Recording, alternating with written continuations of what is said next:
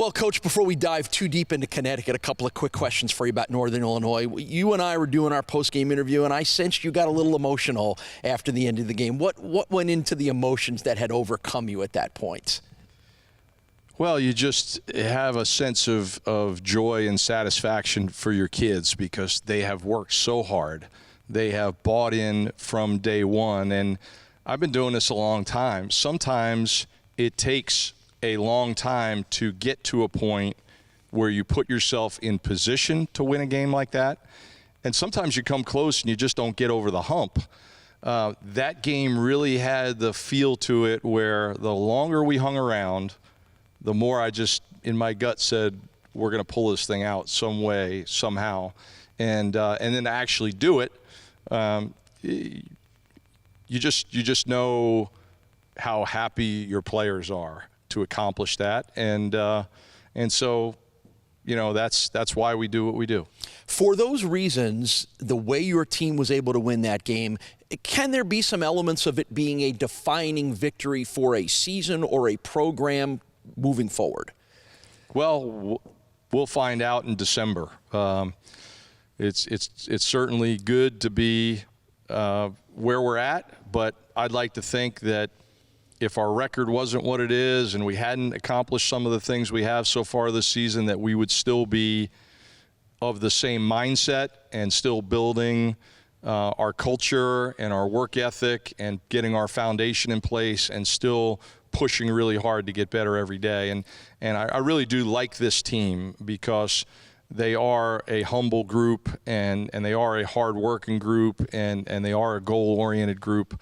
And I'd like to think, you know, whether that went our way or not the other day, that we'd still be in the same place. Take us a little bit inside the film room here to explain, amongst the many reasons that your defense is playing well and amongst the many reasons Sean Dolak is playing well, he's #1 in the country in tackles for loss, #1 in the MAC, Red Murdoch's #2. Your team is top 5 in the country. What about that particular part of your defense has allowed it to happen so well? Well, first of all, those are good players.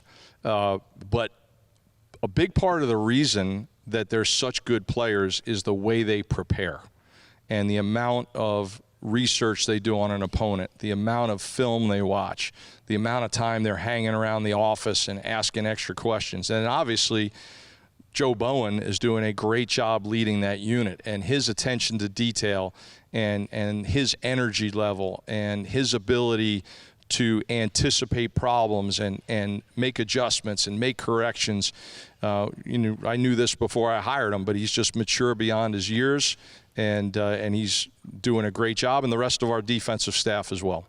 Talking with Pete Lembo as we get you ready for the Bulls and the UConn Huskies. UConn is coming in off a dominant performance. They ran for over 400 yards in their win over Florida Atlantic, top 15 in the country in rushing.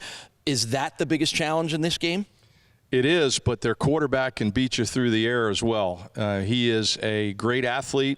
They have a lot of quarterback design runs, but whether it's him running the ball or dealing it on an option, but also the play action passes, the nakeds, even some of the drop back stuff. They've got some really scary receivers, and they're very deep in the running back room. I don't know how big a factor this will be, but it's unusual. This will be the only game you'll play on grass all season long. UB, as a program, hasn't played on grass since the Bahamas Bowl in 2019. You practiced this week on grass, but is that something that is – how different is it for you in getting your team ready to play? Well, practicing and playing on grass is a little bit different because it's going to give a little bit more than artificial turf, and so that was our reason for using it this week, mostly for the backs cutting, receiver after a catch cutting. I think the way you cut and the way you balance yourself also impacts your ball security at times. So I think all those things are tied together. So we wanted to make sure that we took advantage of it this week, and I'm grateful for our grounds crew getting those fields in really good shape for us. All right, let's wrap it up as we always do. Learning with Lembo. You're from Staten Island. You've spent a lot of time in Connecticut. What jumps out at you about the old nutmeg state? And I'm sure it doesn't have anything to do with the pumpkin spice latte, does it? No, I'm not a pumpkin spice latte guy, but I love history. And, you know, you drive around Connecticut to a lot of the different little towns, the Ridgefields and the New Canaans and the Darians, and just beautiful places and wonderful architecture and just great homey feel to a lot of those towns. But inevitably where I'm going to go is to New Haven. And it's not to go to Yale. I've been to Yale many times, coached in the Ivy League, coached in the Patriot League, so a lot of respect for Yale. Coach Reno does a great job at Yale. Actually recruited his son at South Carolina, so I've spent some time in that area. But the Renos aside, it's all about the pizza in New Haven. So, you're either a Pepe's guy or you're a Sally's guy. I'm a Pepe's guy. That oven, that coal oven, and I realize maybe it's polluting the air, but it's worth it for that coal-fired pizza. And that oven gets to like 800 degrees, and that pizza is paper thin. And whether you're going with the margarita, which is fabulous, or the white clam pizza, which, if you're not an East Coast seafood guy, you might not like the white clam pizza, but it's fabulous. So, maybe we can work something out to get some of it shipped up here. Please do. So thin you can slide it under the door. That's the kind of pizza Pete and I both like. Love it. Hopefully that will be the victory celebration from another big win. Pete, congratulations on the win over Northern. Good luck against UConn. Okay, thanks so much.